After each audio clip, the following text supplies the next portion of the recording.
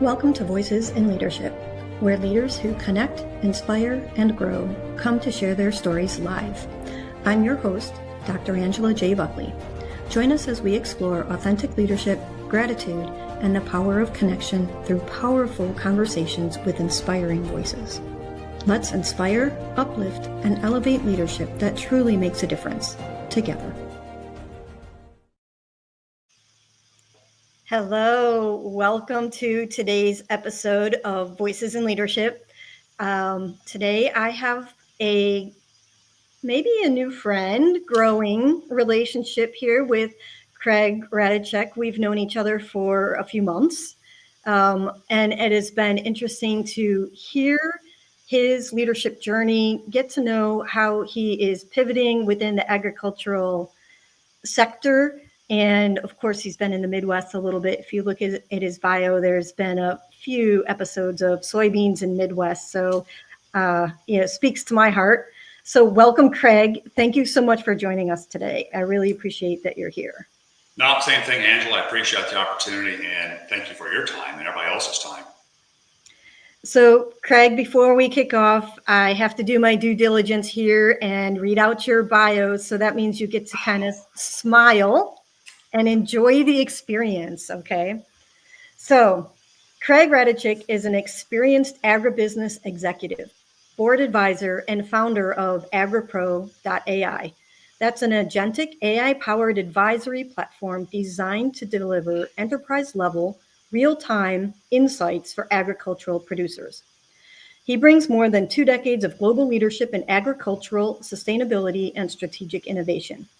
Craig has most recently served as the Chief Executive Officer of Crop One Holdings, a leading technology-driven indoor vertical farming company, committed to meeting the global demand for fresh, local, and safe food through sustainable production.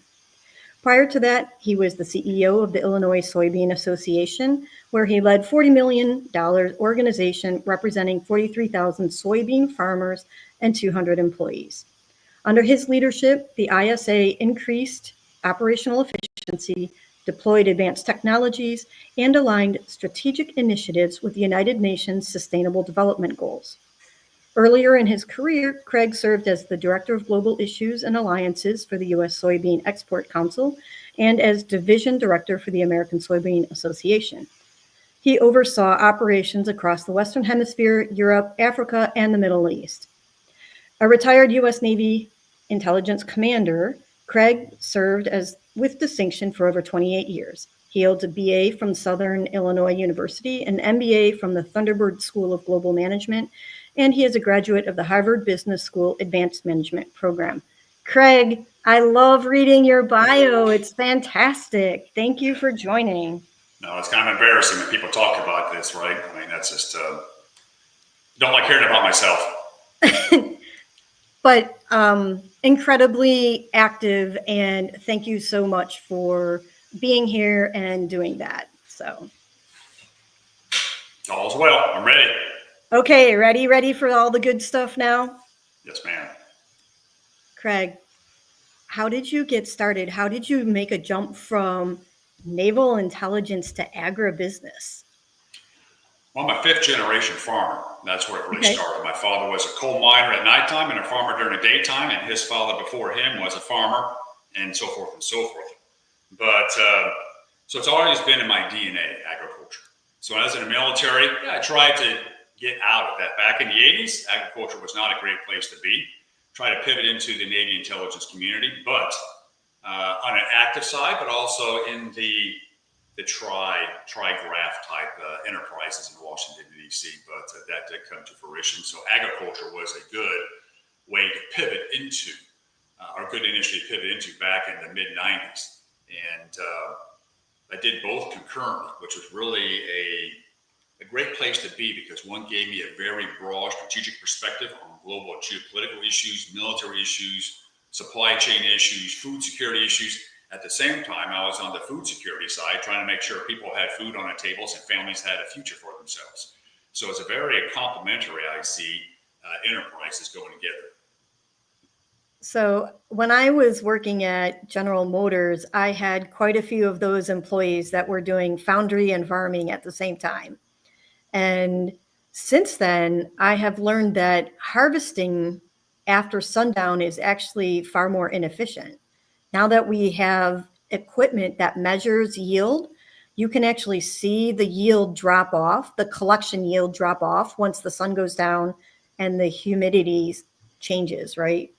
Um, where are you in you talking about innovation and technology? I'm not that familiar. I do know a bit about, like, we also are family farmers, but it's been a generation or two since we've really been directly involved.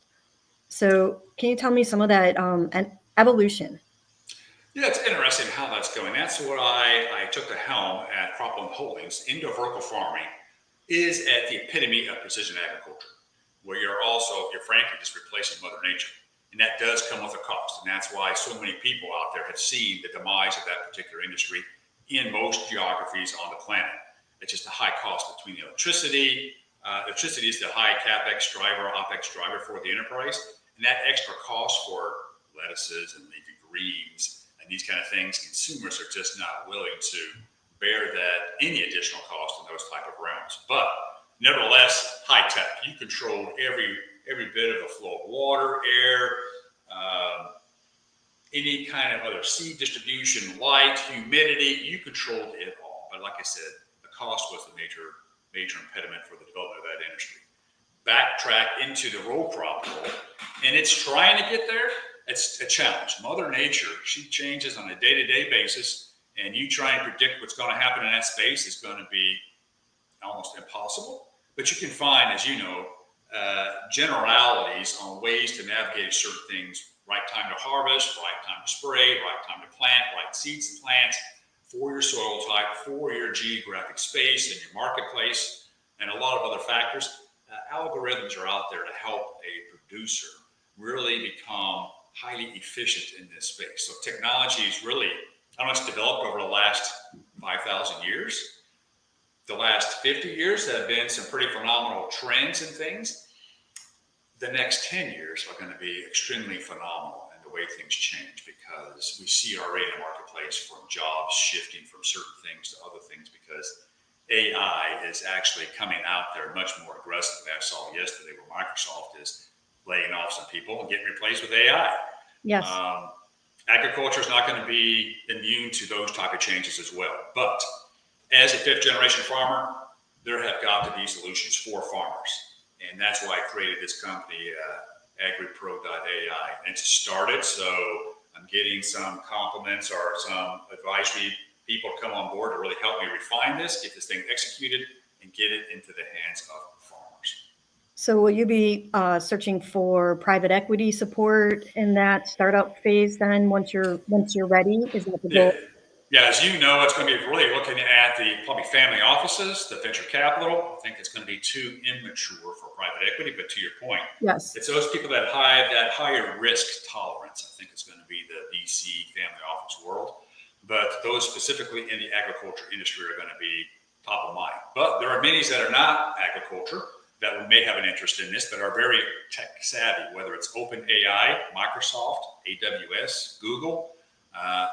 I've got relationships with them, or I had in my first CEO role at the Illinois Soybean Group. So I'm going to be knocking on their doors here, trying to get their insights on how to really make this world much better.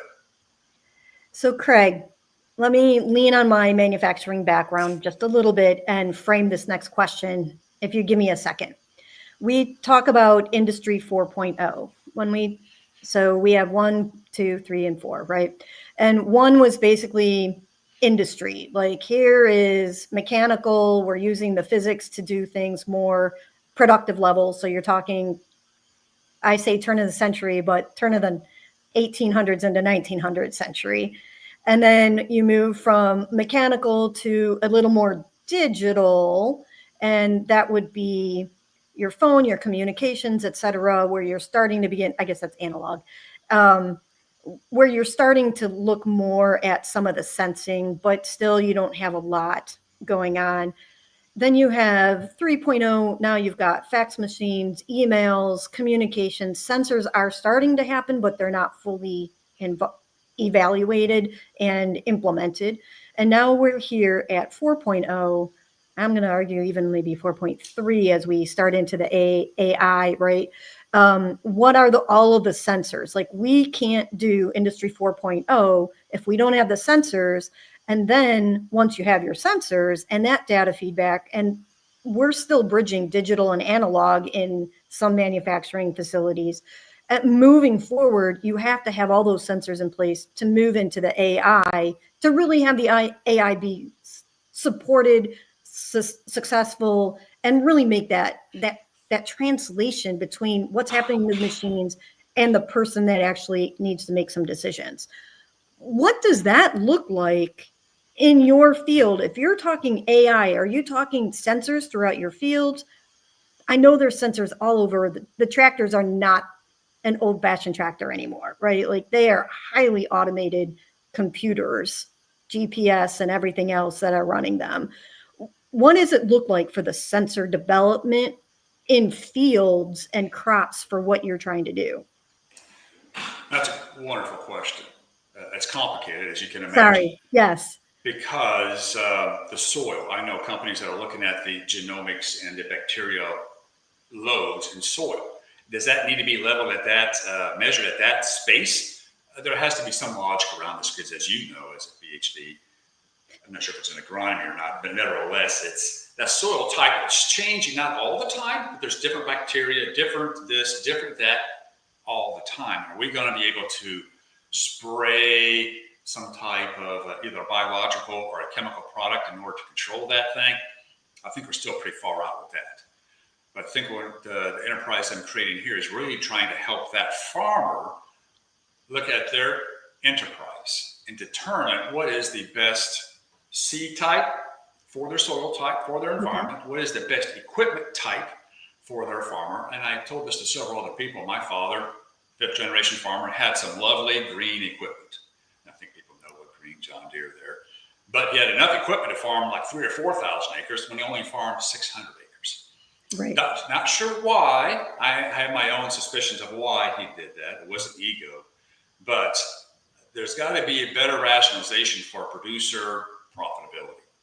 And it's not just one component of an enterprise. And that's one thing you learn. And you don't have to be a CEO to understand this.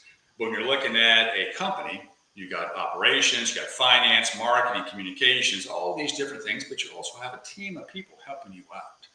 And ultimately, the CEO makes a decision, but it's with a very good group of people that are direct want this company to be successful as well. And a farmer should be that person. They do have people to go to, but it's still a very complicated situation to make the right decision at the right time. Me as a farmer, should I be marketing 10% of my soybeans for fall delivery or for spring delivery next year? Should I be buying my seed now for the future? It's these type of questions that are out there. Some systems help. There's a lot of people that help from the government, like the Farm Service Agency, or your accountant or your banker can give you advice. But again, the farmer still has to process all their mind. My company is being set up to be that advisor to the farmer, to ask that question, to have that dialogue, to move things forward, because that does not exist today. As I'm aware of, I've done an analysis on, say, 400 different companies out there, and they're addressing one component or two components of a 20 variable algorithm.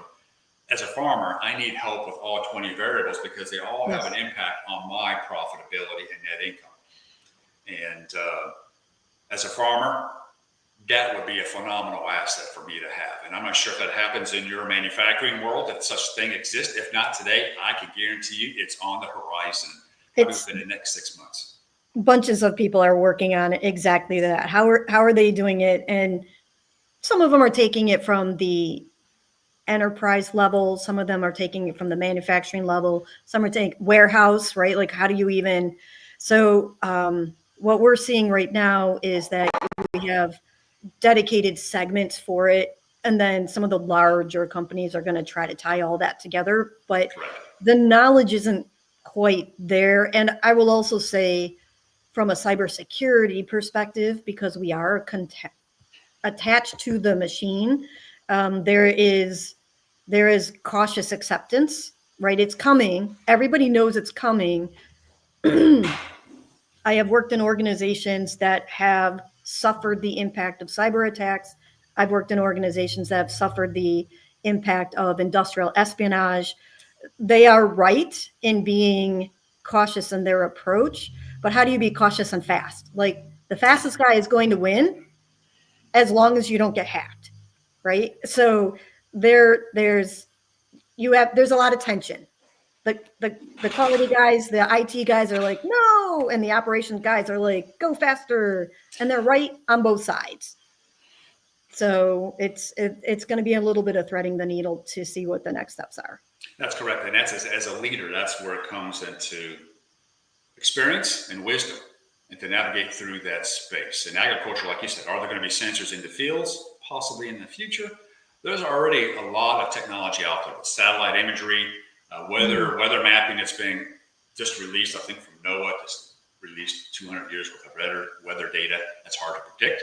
But as the algorithms get smarter, AI gets smarter than humans, it's going to be much easier to come up with the equation 1 + 1 + 1 is actually 3 and not some obscure number. So it's getting there, but first out of the chute is going to be the one that's going to be the leader, hopefully, particularly in the space I'm navigating in.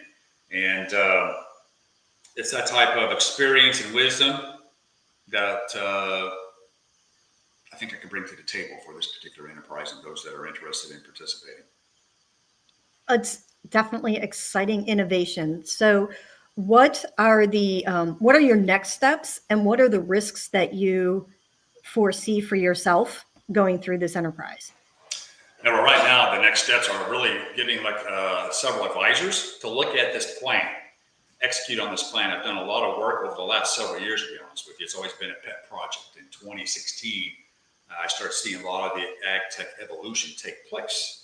And I can see the farmers. My father's a prime example of their reluctance. There's still a lot of reluctance on the ag tech space because it comes with a price. And There's no guarantee that it's going to have a return. That is the problem. And I'm not sure that space has actually changed. I know a $500,000 tractor has a lot of technology on it. Is it really being utilized to its optimum capacity? Probably not. So again, nobody likes paying for something that they're not going to use. So again, it's about the inefficiency in the system. To your point about the manufacturing side of the equation, I can't guarantee it, but my guess is that many of these manufacturing facilities, there's not a lot of waste. Everything's accounted for. Everything is pretty streamlined and efficient. In the agricultural world, despite what people may say it is, it's as streamlined as possible. I know it is not. It is not. There is probably 40%, if not more, inefficiencies in that seed to consumer space. And I'm going to squeeze it out. And it's going to be, in my case, it's going to be for the benefit of the farmer.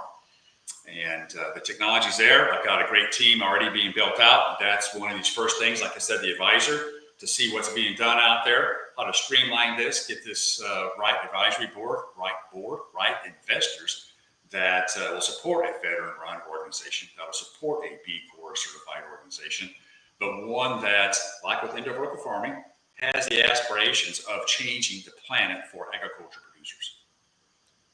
Craig, I have a whole cadre of Lean Six Sigma black belts that would be happy, myself included, to reduce some of those inefficiencies, and we can name the wastes. You want to know the wastes? We got them right in our hip pocket. We can name them and look for them, right? So we were introduced by a mutual colleague of ours.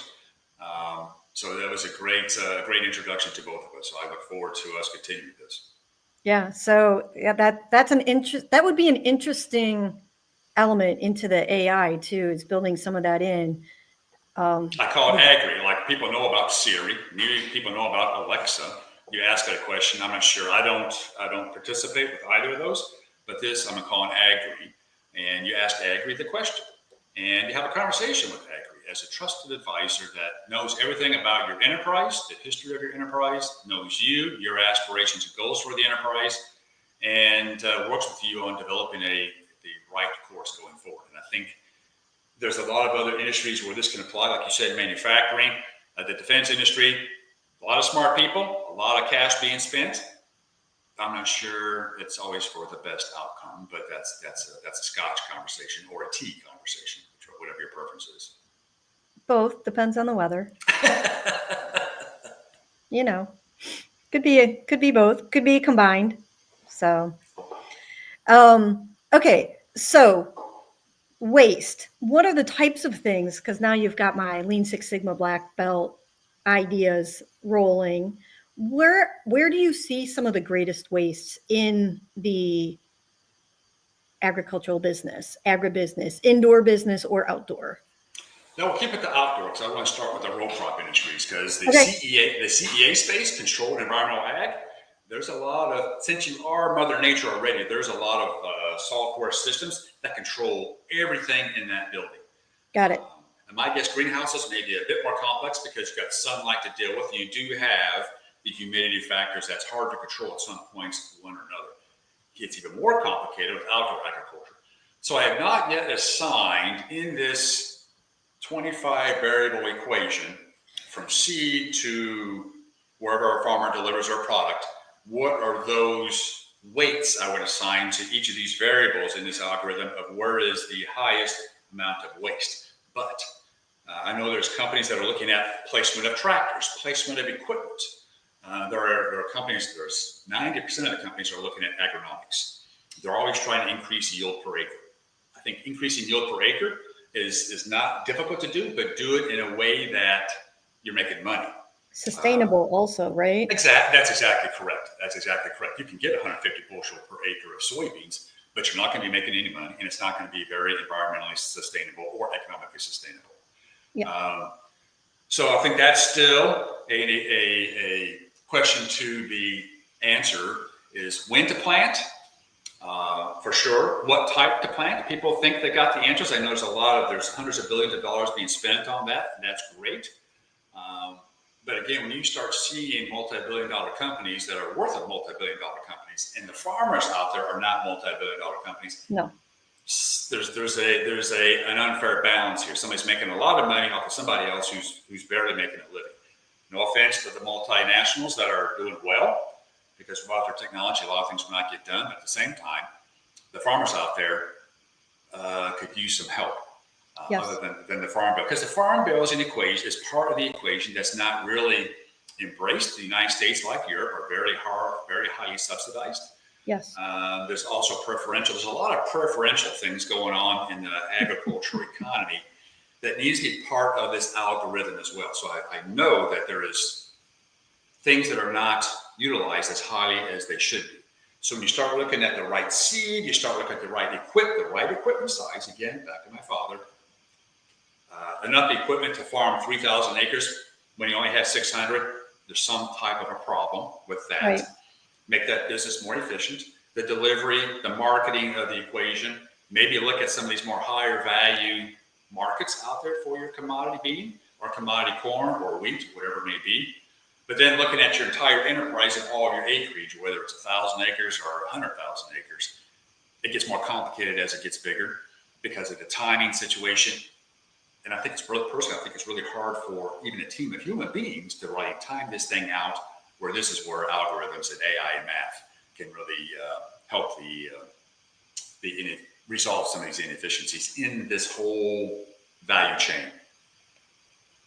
So, drawing on some experience that I've seen, some people I've met, I came across a farm co-op, I don't know, 5-6 years ago, and they shared equipment. So equipment too large for the smaller family farms, but they were able to map out a little bit north-south, but we also had some micro weather that happens in the area. And so they were able to understand who harvested when. It was really the harvester, right? And this was highly automated tracking, volumes, GPS, what was coming in per minute. I don't know if it was per second, but definitely per minute. And that's when they literally were looking at their yields and told them, Dad, stop. He's like, oh, I just have one more line. And he's like, nope, you're just shooting it out the back. Stop it. Dad, come back in, right? Like hearing the guys tell us clearly who's running the tech and who's running the machines, right? Definitely a generational perspective of let me get it done versus no, there's no money in getting it done tonight, start again in the morning. But these guys were able to coordinate to a certain extent. And so then they could have that larger equipment and then share those costs associated with that. Is this also something that maybe would work for some of these, these are only like obviously 5 or 6 farmer co-ops that are working together when you do something like that, but could be a larger enterprise because to your point, it is incredibly difficult for the family farmer, which is still a multi-million-dollar business when you start looking at all the capital and the land involved to compete with the multi-billion multinational companies. You're exactly right. And that's exactly it. We see these swarm farms out there, whether it's big equipment or small equipment. But the farmer themselves has to ask, even my co-ops need to ask, go hire people like in the manufacturing industry, you'll hire teams of MBAs and other teams to analyze, overanalyze, and reanalyze the decision to make sure it's the right decision. Agriculture, maybe not so much. For my family farm, exactly in Illinois, should they participate in this? Well, they'll look at it a little bit. Are they going to run it through a rigorous financial algorithm to determine is that the best recourse for them? Or because of tax policies, farm bill, other state, local, national tax policies, is that the best approach for them? There's no reassurances that's the right approach. It sounds great. It sounds like my cost is going to be going down. My OPEX cost will be going down. But the fact that I don't have equipment, what does that do to my balance sheet at home? Again, trying to turn more farmers into, frankly, sophisticated business managers where you've got your MBA, but it's through this agri that's helping you analyze this, because then they come back and say, that sounds like a sweet deal. In reality, that's not a good deal for your particular operation. But then again, it may verify it. It may verify it. That's the best way forward. At the same time, negotiate with them on these 5 key points, because these are going to be your profit makers or breakers as this go forward. But is anybody helping the family farmer make those determinations and make those decisions rather than just wisdom and experience? But you also have to have that analytical mindset, which many people do have, but you don't have the 20 MBAs as a family enterprise to help you out analyze this to make sure it is the right financial decision. And that in itself will be an easy lift, to be honest with you, because it's about crunching numbers and crunching returns. The harder lift is inculcating this into the entire farm profitability enterprise, because if you've got land, 1,000 acres, 1,500 acres across different geographic zones, it gets more complicated. Are you close to a grain elevator? Are you close to the distribution for the equipment? Are you close to, fuel stations? And what's the price of the fuel stations? And really analyze this like Gen AI, or in this case, agentic AI would do. It sounds like there's an opportunity for a farmer cohort, like an executive level cohort. We run executive level cohorts, mind groups, mindset groups, etc., where individuals come together and discuss the challenges that they're facing and how to proceed. I don't know if farmers like to work together at that level. I mean, my experience has been not so much, but the economics have changed significantly anymore. I wonder if it's time to have that conversation. It is. I think I would say this. Yeah, farmers are very competitive. I'm competitive. This raised on a farm is part of the DNA. But if I'm in Southern Illinois, got a farm, there's a farmer in Ohio, a farmer in Indiana, a farmer in North Dakota, there'll be much more of a propensity to have a conversation, because we're competitors, but not neighbor competitors. Exactly. Like the conditions are different. And even if you're talking about employee situations, right? Some of these CEOs are like, what am I going to do with my next hiring, firing season, et cetera? If you're not a direct competitor, then there's an opportunity to discuss through those things and just make sure you've evaluated. At the end of the day, the decisions are always yours. Correct. But it's helpful to make sure that you've evaluated it from multiple perspectives. Exactly. In my roles as a leader for the last 15 years, I've had that ability to evaluate, make the decision, but you've got some pretty strong resources inside your enterprises to ensure that You may not have a 100% answer, but you're going to have a pretty high probability of success in that answer. And in the farming community, a lot of smart, great people. Yes. But there's still a lot left. And again, I'm representing the farming industry, the farmers, not Right. the industry.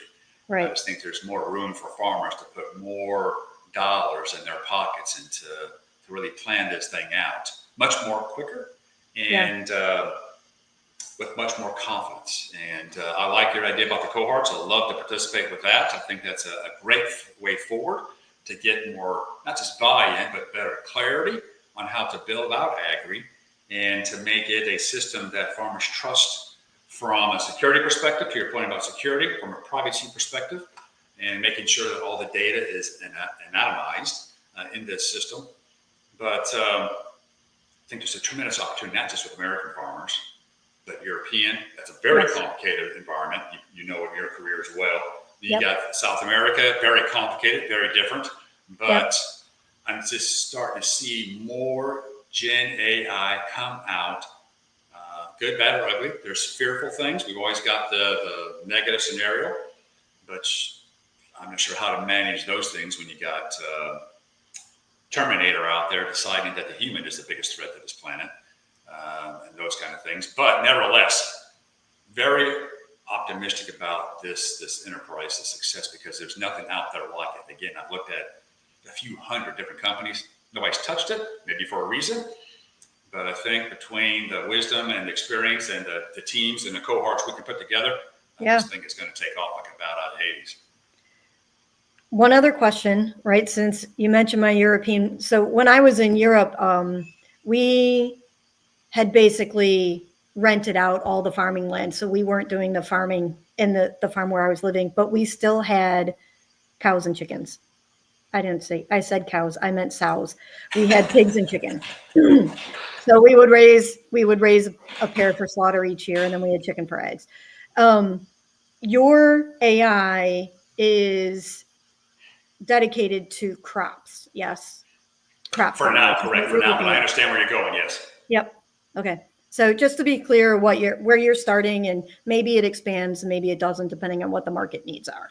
It needs to. You're right about that. I know a lot of the chickens and hogs and cattle out there are for nostalgic purposes, not just for economics. But the anticipation is that agri would be advising you to say, just get rid of those chickens. Maybe increase your hog herd from 200 sows to maybe 400 sows. This would be a better economic point based off of the European subsidy programs, the market demand, the market drivers, the tariffs, the policies, all these things that we as humans cannot process as of yet into our minds. That would be, I guess, a phase 2. But I'm looking at this. I mean, we're getting challenged with putting some of our farmland under solar panels. Is it more economical to do that or to farm it? I already got my my mind is made up. Solar is the way to go. I'll tell you, my goal is solar plus goats. There you go. I agree. Yep. It's like work it together.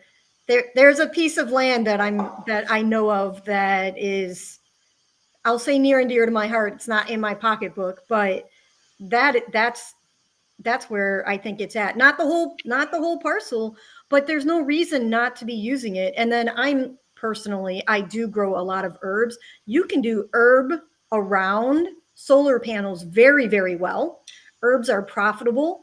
Goats are easy to manage within reason. You have to do management. Don't get me wrong, but that's good meat. It's easy to manage. It's right. Like there's a lot of opportunity to think about holistic systems and still feed a world and create energy. So I think and I'm also, even though I come from all this different background, I drive an electric vehicle, full disclosure, right? So I don't understand why we wouldn't do at least some of it.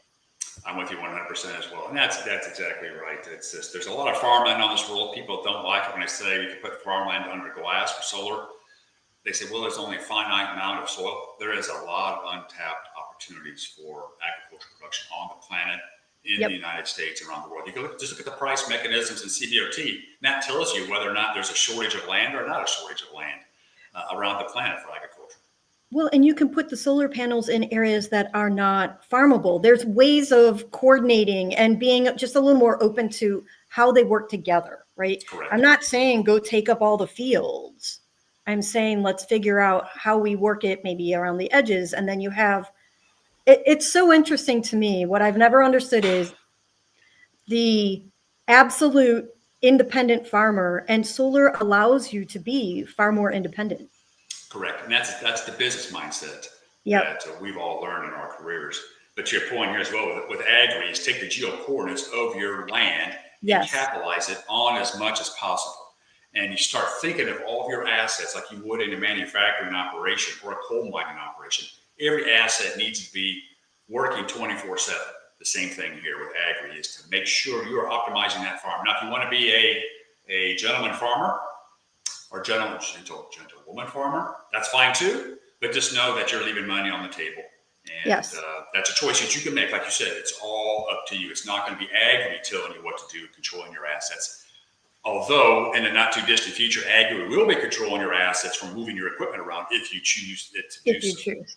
Yep. Correct. But at the end, the farmer is going to have that sole discretionary authority on the decisions. But at the same time, the benefit for the banking industry, the insurance, and frankly, the government is less losses because agri should help navigate in advance of a potential loss. Right. So, Craig, so many potentials that we've sort of untapped here. And then just thinking from that entrepreneurial perspective of 7 different streams of income, right? Like that's what the farmers are doing. Some of the conversations even here lead into that. But it has come to the time in the program when we turn our focus to people who have helped you along the way. So, who would you like to honor and why and how? Those are my questions. It's not a platitude. I would have to say it's my father. My father was a 4th generation farmer. Okay. He was a quiet leader who taught me more about being resilient, disciplined, and providing stewardship. Like I said before, he worked at nighttime as a coal miner for our family. So 11 o'clock at night till 7 o'clock in the morning coal mining and went right to farming. Now, he may have took it to the extreme because he worked 18 hours out of a 24-hour day. But I see the returns because myself, my brother, my sisters, we had the same kind of work ethic and the same kind of perspective on things. And I guess you get what you reap, what you reward or what you reap or whatever. I'm not sure. You reap what you sow. There you go. I'm not sure. That's the classic farmer phrase. I'm never good at those. My memory doesn't operate as well sometimes, but worked his ass off. Sorry, my Navy coming out there a little bit. He could have probably enjoyed life a bit more, to be honest with you. That's the hard part where I've got a family here that helps me balance out things, but at the same time, he would be a key figure. Another person, of course, my mother. You got to give attributes to mom. Very disciplined, very structured. Get up, you go to sleep. You have this regimen. So very good. Military life for me was a piece of cake. It was actually vacation for my household. A lot of folks crying and couldn't deal with the military environment because of the abuse back in the day was very strong and vocabulary and pressure and these things. Piece of cake compared to an agriculture farmland and farming operation because you got to get things done. You got to have that plan, have that vision, and execute. There's a multitude of other people. It's one of my first chiefs at E7. He said, Ratajczyk, you're a hot shot star in Alaska for the Navy. You're not doing so well here. He was the first one to give you a kick in the pants. And that was when I was 19 years old. That was a few decades ago. And I still recall, I can't remember his name. I need to find him and thank him for that because it really wakes you up. When somebody has that kind of conversation with you, that you're still a young person, you've got a chance to turn yourself around, focus on your values, focus on delivering to your team, become that leader you should be, because everybody is a born leader. There's no reason why people can't be more successful and really follow their dreams and passions. Okay, so when we talk about the spirit method of acknowledgement, we talk about specific. So let's take your dad as an example. So we talk about specifically what did he do for you? And we make it personal by acknowledging what he also gave up. What are the obstacles he overcame in order to do this for you? And then when we talk about the I in spirit, the first one is impactful. And impactful literally is talking about metrics. What are the discernible metrics, measurements that you have been able to achieve as a result of their support in your life? And the R stands for relevance, and that's talking about values. The organization we usually use for organizational metrics for I and organizational values for R. So what are those type things that they're reflecting? So specific, the actions, not just thanks dad for working really hard, but what does that mean?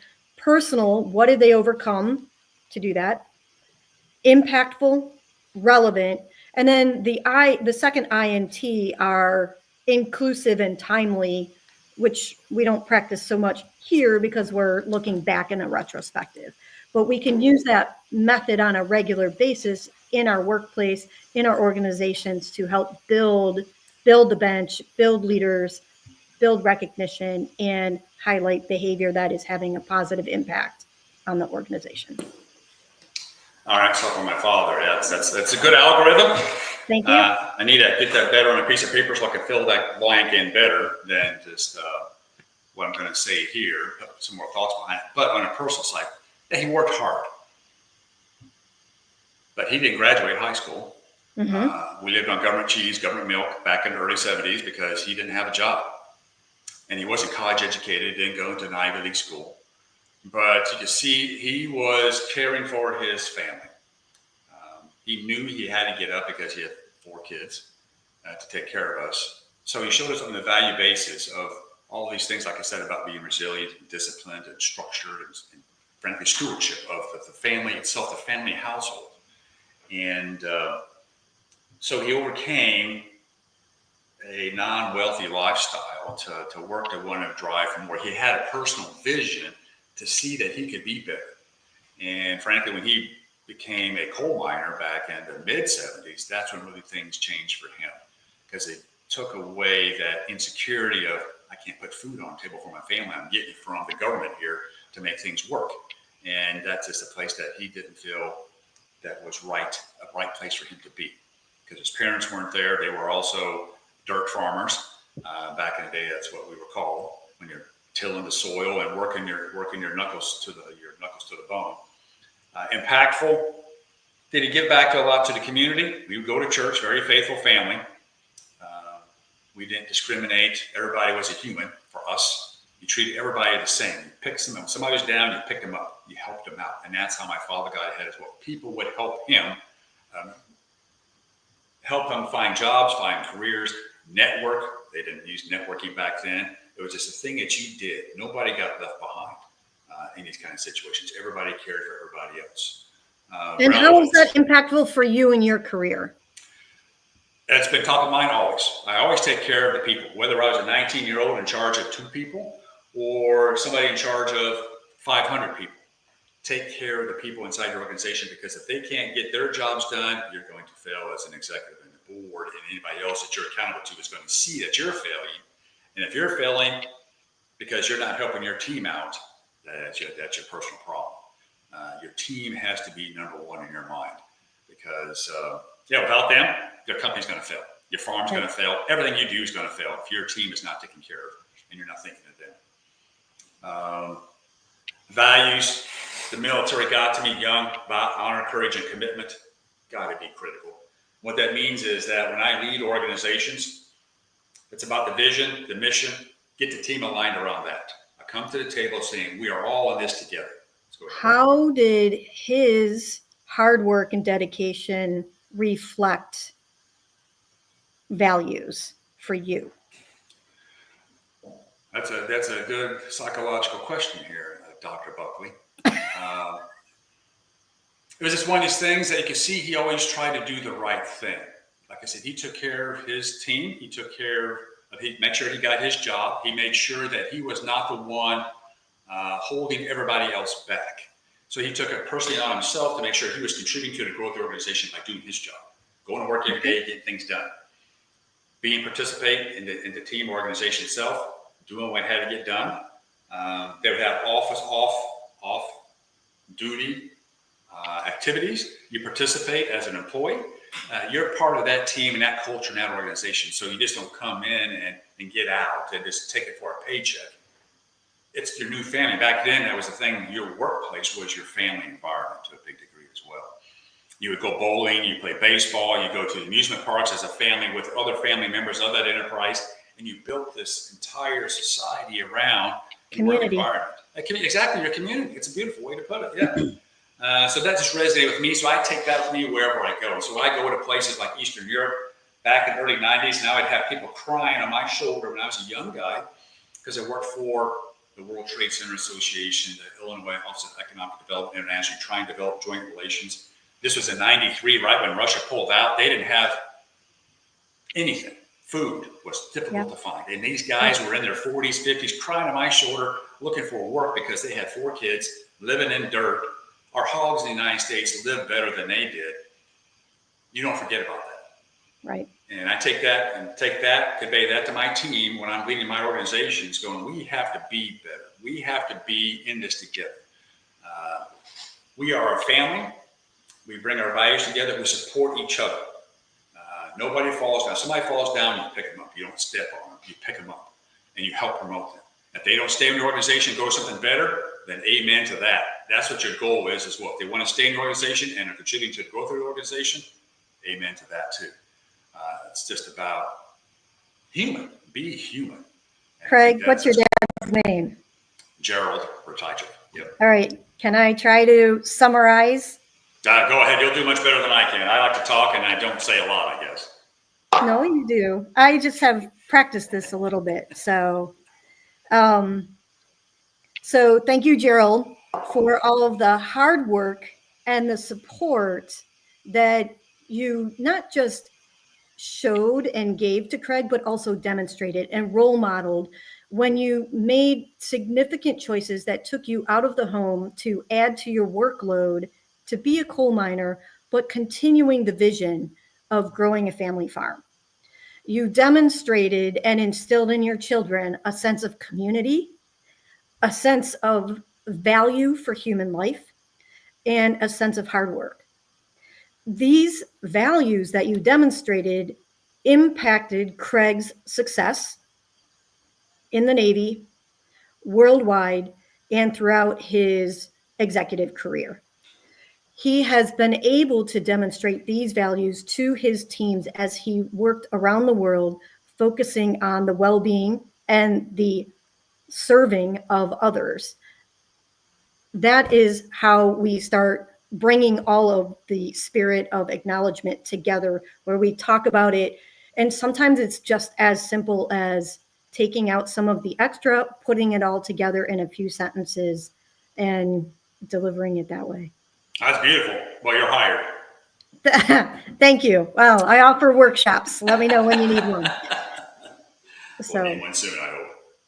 I am cheering for you over here. Craig, do you have any other final words that you would like to share? How can people get a hold of you? What should I put in the show notes so they can reach you? Yeah, for sure. I use my LinkedIn account. It's the best way. I'm active on LinkedIn as a Navy intelligence professional. I love LinkedIn. It gives you a lot of insight into people, a great networking professional tool. By all means, type in Craig Ratajczyk and it'll take you. There may be a couple of other ones out there. One's an accountant, one's somebody else in Wisconsin, et cetera, et cetera. That's a great place to go.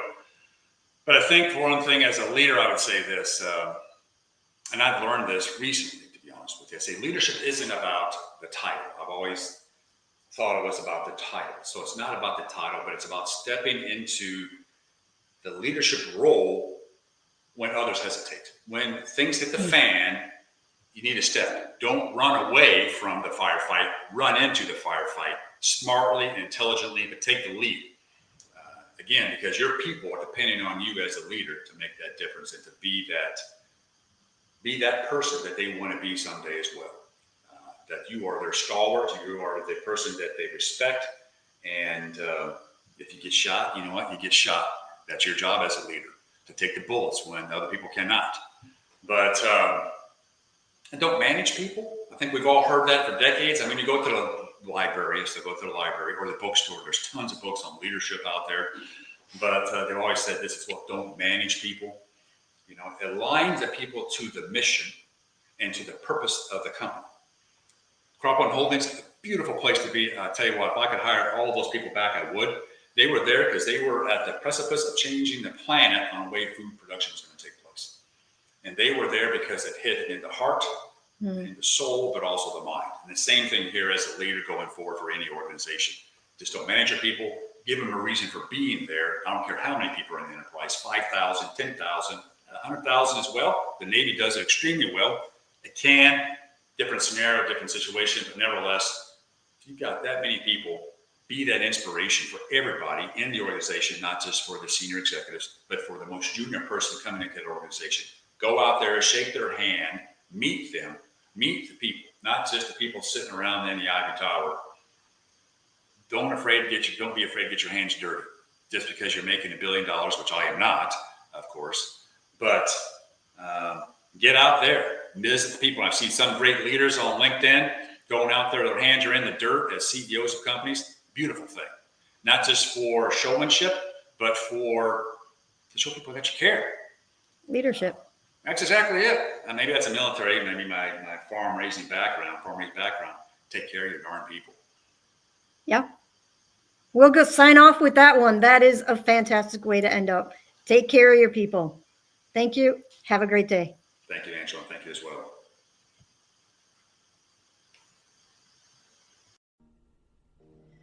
Thank you for joining us on Voices in Leadership, where leaders who connect, inspire, and grow share their stories. I look forward to welcoming you back to our next conversation.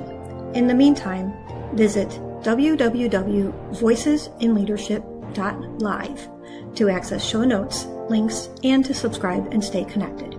And in the spirit of gratitude, let's remember to thank one person near you. Until next time, this is Dr. Angela J. Buckley signing off.